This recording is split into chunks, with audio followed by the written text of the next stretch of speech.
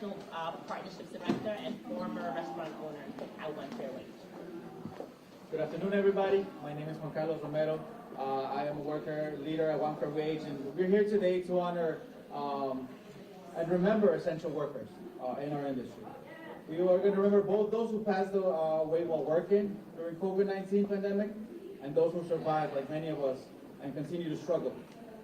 In their name, we are calling on the New York State Legislature to pass One Fair Wage, a full livable wage with tips on top for workers.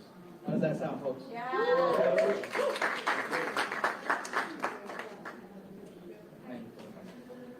Hi. So exactly 5 years ago today, the entire country shut down with COVID-19. Over the course of several years, 1.7 million workers died. Among them, there were thousands of essential workers who had to work while the rest of us got to sleep. This included retail workers whose names are posted up around the room right now, along also with bus drivers and healthcare workers. In the restaurant industry, workers could not access unemployment because their wages weren't high enough. And they were forced to go back to work before it was safe to do so. 12,000 workers died. And today, we honor them. And those who also had to go to work through the pandemic. And we want to call today on the legislators to pass One Fair Wage bill, which is in the Assembly Bill 1200 and in the Senate Bill 415A. So we, in preparation for today's memorial, we reached out to thousands of workers who couldn't be here today. We wanted to ask them what they want to tell the legislators on the 5th anniversary of COVID, and hundreds wrote back to us. We are sharing several of their stories today. This specific story is from Tanya Harold, who asked what legislation should do about tip workers during the pandemic. She wrote, "I wish they knew just how unprotected our jobs are in the industry, from front of the house to back of the house, and just because we make tips, and even those aren't guaranteed, when we get under tip, we're left to pay taxes for everything at the end of our shift. It's unfair. On top of whatever there's going on around the restaurant workers catch, it's the first and the hardest to hit, not to pass it on to our co-workers and to our families, because we still have to come into work and smile and present our best selves to our guests."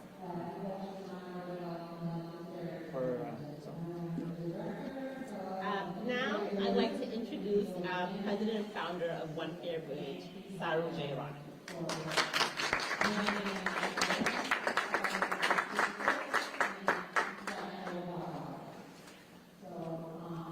Good afternoon. Can you hear me okay? I know there's a program going on downstairs. Can you hear me okay? My name is Saru Jayaraman. I am the co-founder and president of One Fair Wage. We're an organization of 300,000 restaurant and service workers across the country and 1,000 restaurant owners, all working together for better wages and working conditions in the restaurant industry. Restaurants have been the largest and fastest growing private sector employer here in New York and across the country for decades. 700,000 workers here in New York State. But they have been the absolute lowest paying employers for generations, dating all the way back to emancipation. You see the banner behind me. The sub-minimum wage for tipped workers is a direct legacy of slavery. It was created after emancipation to allow restaurants to hire newly freed slaves, not pay them anything, and force them to live entirely on a new thing that had come from Europe called a tip. Now in Europe, tips had always been used as an extra or a bonus on top of a wage. When the idea came to the States, white restaurant owners mutated the idea of tipping from being an extra or bonus to becoming the entirety of a person's wage, the entirety of a black woman's wage, so that she got nothing and had to live on the harassment and biases of customers. From 1865 until today, this legacy of slavery persists across the country and here in New York, requiring a workforce that is still overwhelmingly women, people of color, young people, immigrants, formerly incarcerated individuals to tolerate the worst harassment and bias of any industry in the United States. Now, there were always 7 states that did it differently. California, Oregon, Washington, Nevada, Minnesota, Montana, and Alaska require a full minimum wage with tips on top. They have higher restaurant sales, job growth, small business growth rates, and tipping averages than New York. And with the pandemic, we saw many states join them because the pandemic changed everything in this industry, and that is why we are here today on the 5th anniversary of the COVID shutdown, mid-March 2020. If you recall, all of us received alerts on our phone telling us to stay home. We heard from thousands, 300,000 restaurant workers across the country who told us, I just lost my job. What do I do? We created a relief fund for those workers in that moment. And when they came to us for support, do you know what they told us? They told us, we're coming to you because we cannot get unemployment insurance. So in 2015, when New York passed $15 minimum wage for everybody else, they struck a deal with the Restaurant Association to allow tipped workers to go down to 66% of the wage when everybody else went up to $15. And as a result of that wage decrease, when workers went to apply for unemployment insurance during the COVID shutdown, do you know what they were told? They were told, sorry, you earn too little for us to give you unemployment insurance. You are too poor. We pay you too little for you to get unemployment insurance. And as a result, workers were forced to go back to work before it was safe. The Center for Disease Control in Atlanta named restaurants the most dangerous place to be during the pandemic. And the University of California, San Francisco Medical School named restaurants the most dangerous place to work during the pandemic. On top of healthcare, on top of hospitals and clinics, the most dangerous job was working in a restaurant, and those were the workers who couldn't get unemployment insurance. Healthcare workers were getting hazard pay, grocery store workers were getting hazard pay, and restaurant workers were getting a sub-minimum wage as a result of a deal struck between New York State legislators and the National Restaurant Association. And as a result of that lack of unemployment insurance, workers were forced to go back to work before it was safe, and 12,000 workers died. No. 12,000 workers were murdered. 12,000 workers were murdered by the state of New York because they were not allowed unemployment insurance, because their wages were taken away from them, and they were forced to work before it was safe, and they died. And somebody needs to be held accountable for that. And that's why we're so grateful to our leaders, Assemblymember Jessica Gonzalez Rojas and Senator Robert Jackson, all the incredible legislators who are standing up and saying, never again, never again. Let this be a reminder, this 5th anniversary, never again should we allow workers to die because they are trying to feed their families. Never should workers have to choose between feeding their families and their lives, which is what happened in New York during the pandemic. As many restaurant workers died as healthcare workers. And nobody is talking about it. And so we need one fair wage now. We have been waiting for it for decades. We've been promised it by Governor Cuomo, Governor Hochul. It is time. It is time to honor the workers who passed, the 12,000 workers who passed, and all the workers who had to work during the pandemic, so many of whom are here today and can tell you, since the pandemic, tips have gone way down, harassment has gone way up, and New York lost more restaurant workers than any state in the United States because people were done with it. People can't put up with it anymore.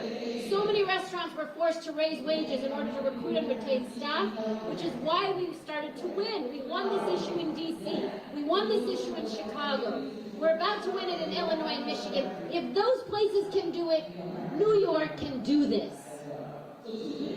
We need one fair wage in New York State now, in the name of the 12,000 workers who died and the hundreds of thousands of workers who've been struggling since March 2020. Thank you. Sarah, thank you. Now I want to ask my fellow co-workers from the industry to come up to read a couple of the stories of folks who reached out to us to share what it was like working during the pandemic. Please. First, I'm going to introduce Jessica, who will read a story from Kathleen Hackle-Maple. Everyone, my name is Jessica. I've worked in the restaurant industry for about 7 years now. And we are here to honor the restaurant workers in the past. We are here to also remember that we are survivors.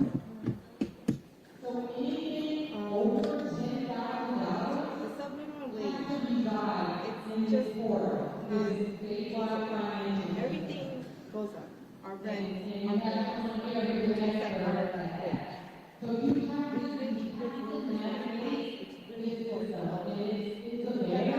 we live on tips, and that's just not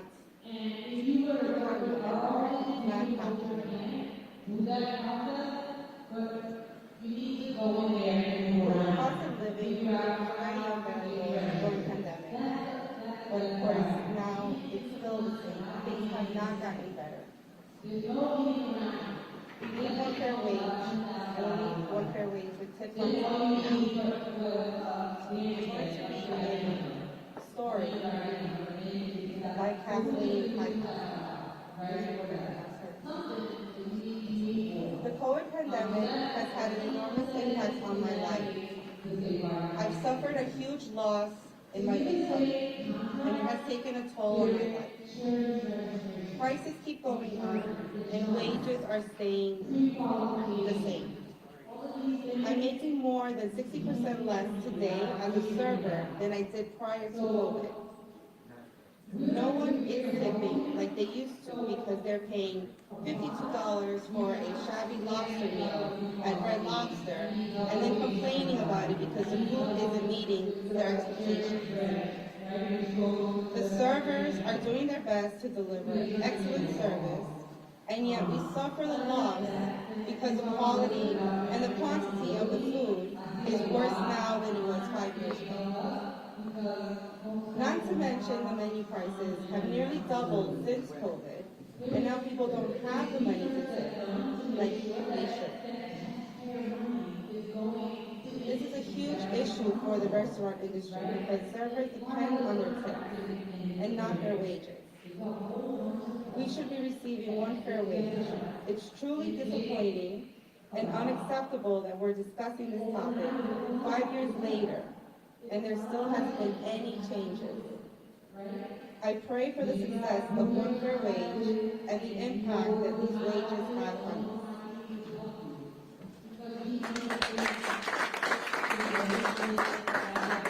Hello everybody, my name is Chris. I'm from Brooklyn. I've been working in the industry my whole adult life. I've been a barback for 10 years throughout the city. For those that don't know, the barback is the person who does the physical work for the bar, keeps it running. Something we haven't touched on yet is the impact that our getting COVID at high rates had on our families.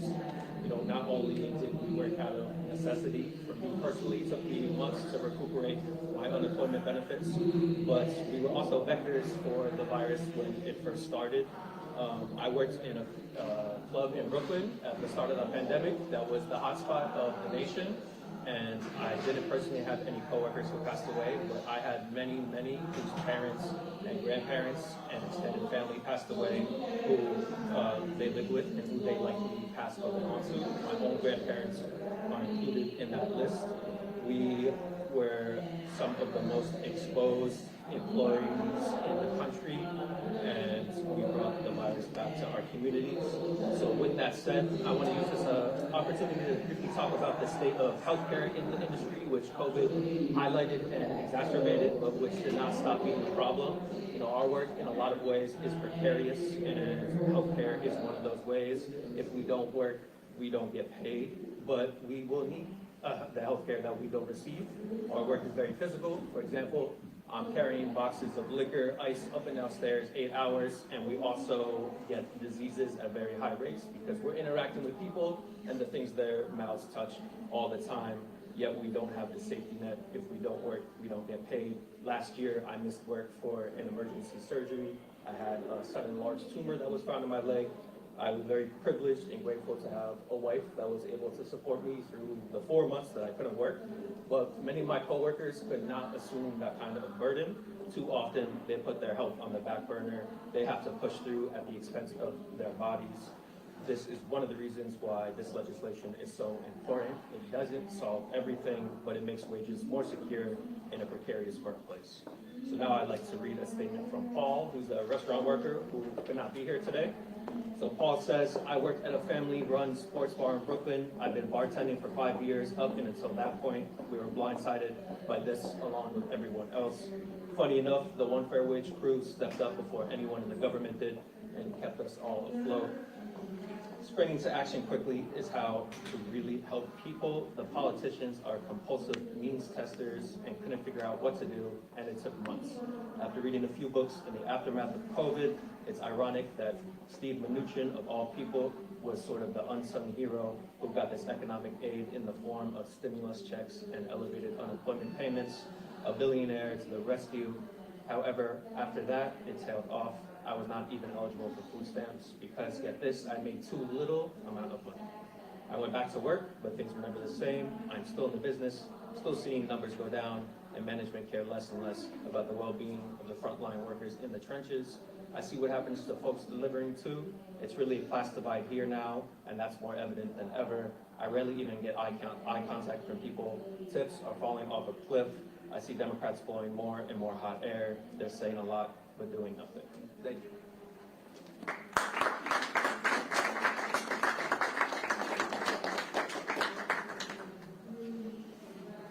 Hello, my name is Michael. I'm also a restaurant worker, and I'm going to be talking about our reading about a worker who wasn't able to be here. Her name is Summer. The COVID shutdown severely impacted my finances and well-being. Because my boss manipulated the numbers I was required to claim, my unemployment benefits were based on a forged hourly rate, far lower than what I actually earned. This left me struggling to cover basic expenses. On top of that, I was overworked and underpaid in an already stressful environment. My boss, who battled addiction, took advantage of my situation by piling on responsibilities without fair compensation. I tried to cope, but I was ultimately forced to quit because of the hostile work environment. It felt like I had no control of my circumstances, and these challenges continue to affect me long after the shutdowns. That's Summer's story.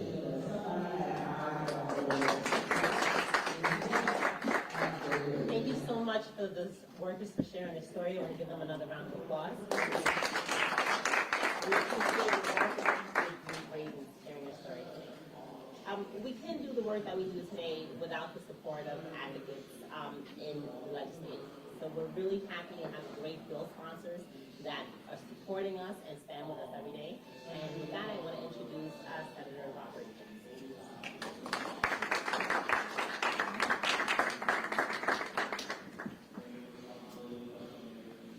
Well, first, let me thank you for putting this 5-year historical aspect of workers on one fair wage. But I say this to you, we're in a struggle. This is a battle. They're fighting us tooth and nail to ensure that they don't pay all of you and tens of thousands of you around the state of New York a minimum wage. That's what this fight is about. And so I'm happy to be in the fight, but I'm listening and I'm saying to myself, I am fortunate that I work for the state of New York and where I can get unemployment insurance, where I have sick leave and all of that. And I'm saying to myself, why are they so adamant about not paying you a fair wage? When everybody else in the state of New York has car washes, everybody, except you. And I don't want to hear they can't afford it. I don't want to hear they're going to close down, because from a business point of view, they're going to make sure that they stay open. Even if they have to basically say to you, we can't pay you this. You know, and if you speak up and say, I'm entitled under the law to the minimum wage, sometimes, you know, they will just let you go. Now, if I'm wrong, then No. somebody just tell me the truth here, if I'm wrong. You're right. But I wanted to say that we have to work together to make sure this happens, and we have to put pressure on the elected representatives and let them know the truth of the matter is, and communicate. How many restaurant workers are there in the state of New York? Give me again. 700,000. Well, if we communicate with 700,000 that we can't pass this bill, or we have a problem with it because people are not signed on, we want them to know who's not signing on. And if in fact the bill is passed by the Senate and the Assembly and not signed into law by the governor, we want to let 700,000 employees that the governor has done it again, left you out of the formula. And you know one thing? In my opinion, if that happens, and I hope it doesn't happen, they don't deserve your vote. And you have to say that to them personally. If you don't want to pass this, would you want to be able to work hard and only be paid a sub-minimum wage? I don't think anybody would want that. So I am with you and my colleague in the Assembly as a co-sponsor, and we're going to fight like hell in order to make sure that we do the best we can in order to ensure that 700,000 restaurant and bar workers are paid at least a minimum wage with tips on top. Other than that, the fight will go on. That's right.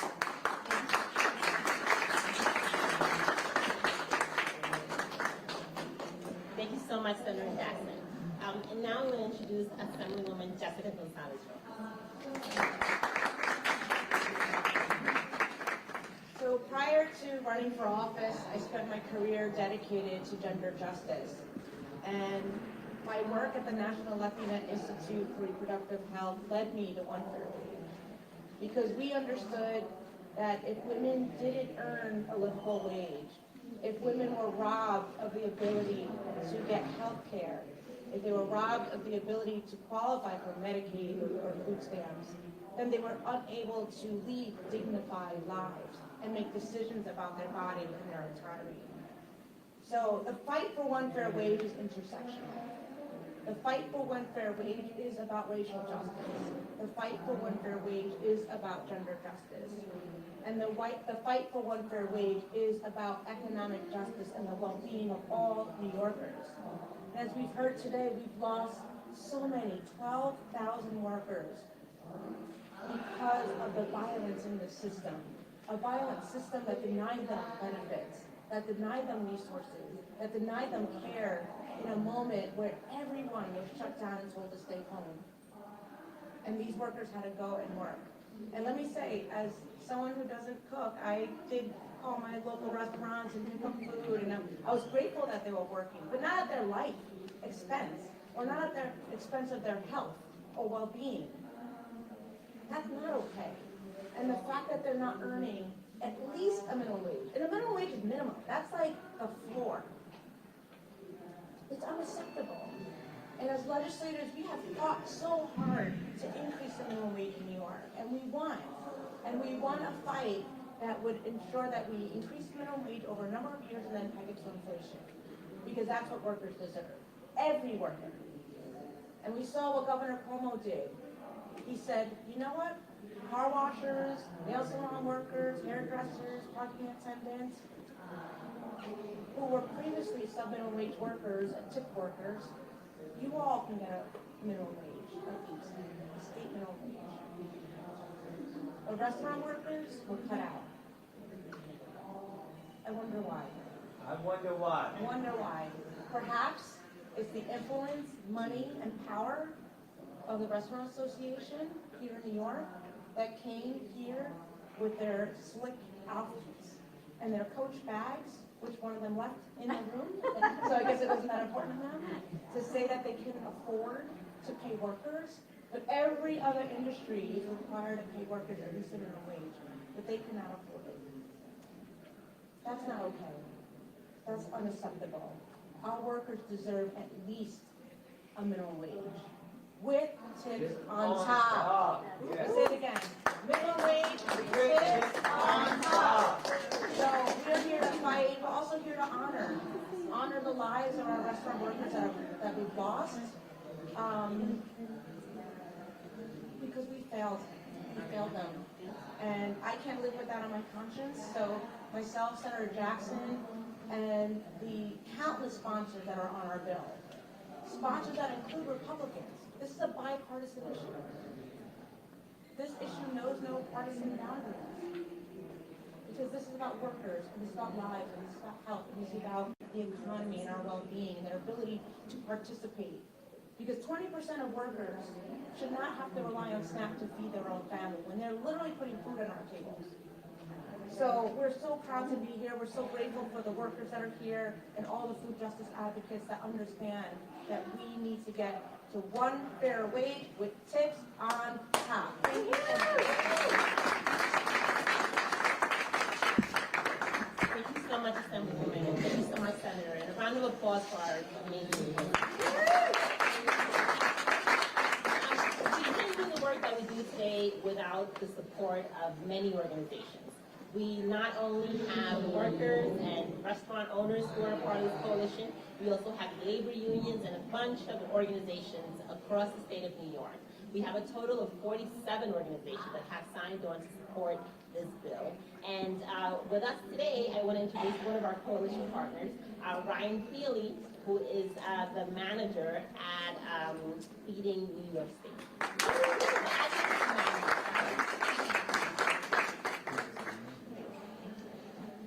Thank you, everyone, Senator, Assembly Member, for all the advocates here. Can we give it up for the workers one more time? So we are proud, Feeding New York State is proud to support this bill. A little context of Feeding New York State. We are the statewide association of New York's food banks. We work with over 3,000 community-based partners in communities around the state, including pantries and shelters. One of the reasons that we're supporting this issue is because this is also an issue of food insecurity. Tipped restaurant workers are more than twice as likely to participate in SNAP, the nation's food assistance program.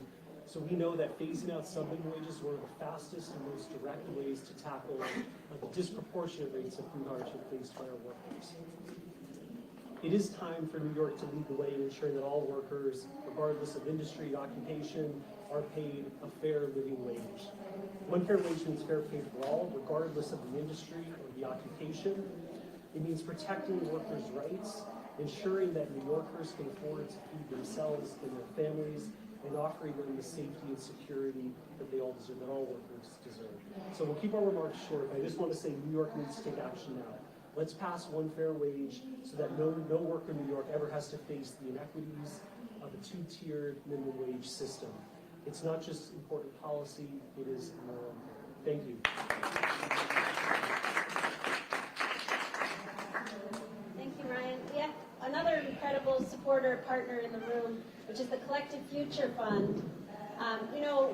As I mentioned earlier, because of the sub-minimum wage, tipped workers, restaurant workers have the highest rates of sexual harassment of any industry, because it's mostly women having to put up with so much, as the Assembly member said, to get tips from customers. That got horrifically worse during the pandemic. Women were asked to take off their masks. We heard from so many women who were told, take off your mask so I can see how cute you are before I decide how much to tip you. And that made women have to choose between their health and their family's health, and as Chris said so eloquently, become carriers to their families in exchange for the chance that a guy might like her face and give her a tip. A disgusting objectification and violence, as the Assembly member said, against women. And so the Collective Future Fund is an extremely important partner supporting issues of gender-based violence. And I'd love to invite Ariel up here to say a few words. Thank you for being here. Thank you, Saru.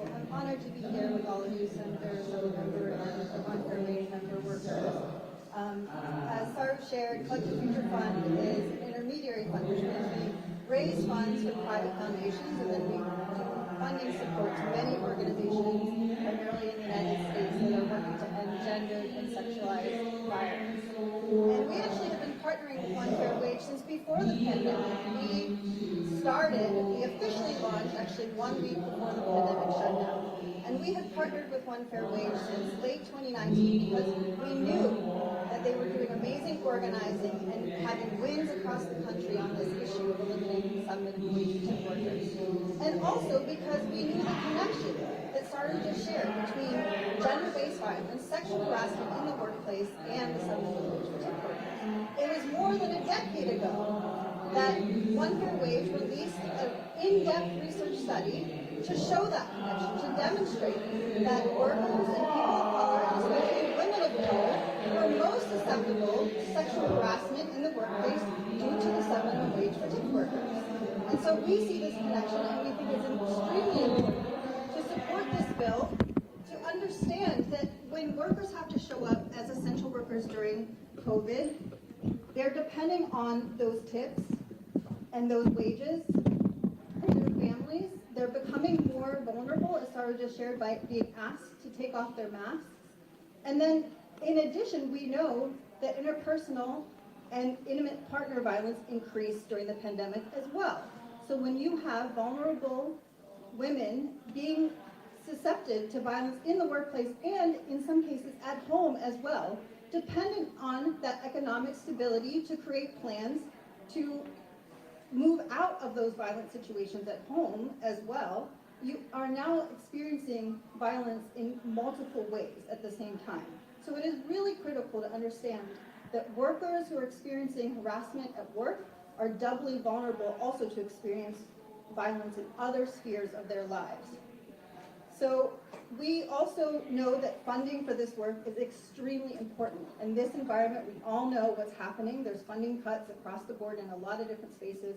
So as a funding partner to One Fair Wage, we're committed to staying in partnership as long as we need to in order to make sure that this progress is made on eliminating the sub-minimum wage for tip workers.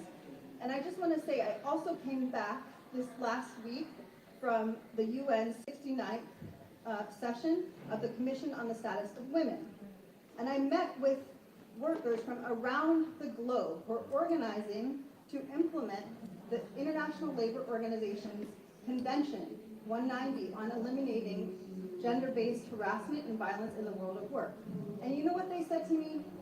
They said it's because of workers like you all who continue to organize in these very difficult times against continued attacks by people in power like the restaurant industry that give them hope that we will continue to see progress. Even as much as we're seeing funding cuts, even as much as we're seeing resistance to bills like this being passed, these movements from workers have not gone away from around the globe. So I wanted you to know that you are not alone. Here in the state of New York, you are also in solidarity with workers around the globe who continue to show up. Thank you very much. Thank you very much. Thank you to everybody who spoke. I want to call up Alejandro as well, bartender from New York. Hermano, por favor. Yeah, I will be providing interpretation, and he's going to share his story as well.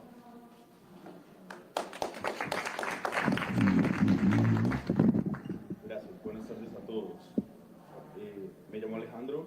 Durante la pandemia trabajé del 2019, trabajé desempeñándome en restaurantes en diferentes oficios por salarios muy bajos, según las regulaciones federales y estatales, e incluso por muy debajo de estos pagos me vi obligado a trabajar por la necesidad de llevar el sustento a mi familia para que no les faltara nada, los cuales fueron considerablemente afectados debido a que estos dependen de las propinas. Fue una situación muy difícil para todos. Todos sabemos que la pandemia fue algo que impactó a nivel global, pero si hubiéramos tenido salarios más justos, eso se hubiera podido evitar, porque fuimos muchas las familias afectadas. Gracias.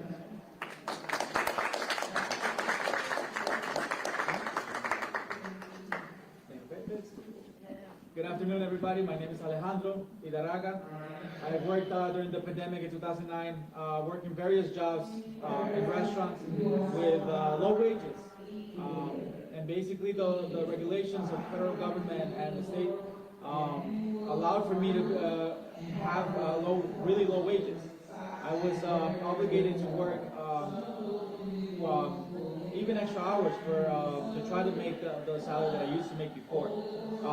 And it was due to the necessity to maintain and provide for my family. My family was considerably affected because many of us, even in my family, depend on tips. And this is something that was a global phenomenon, and this is something that we need to end. We need one fair wage. Thank you again to everybody who shared. Thank you everybody who wrote to us throughout the country, throughout New York. I want to read one last story before we go into a moment of silence. And this one comes from Angela. Angela wrote, 5 years ago when the world shut down, my husband Oscar was one of the millions of restaurant workers left without unemployment, forced to keep working in unsafe conditions. He showed up every day risking his health because he said no to, he had no other choice. Millions of workers like him kept the world going, and too many lost their lives doing it. Now, 5 years later, we're making sure the stories aren't forgotten. We're sharing their experiences with elected officials to remind them what happens when service workers are left behind. We remember those we lost. We honor those who serve, and we keep fighting for the better conditions. Now I want to ask everybody to please join me in a moment of silence.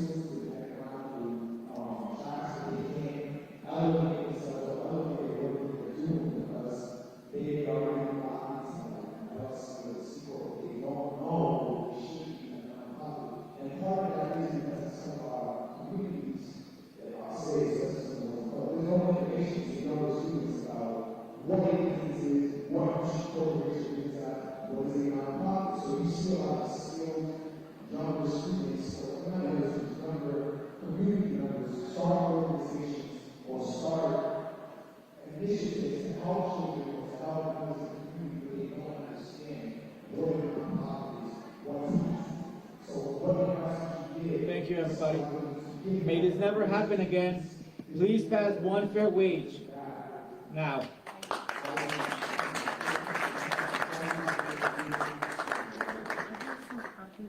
Report.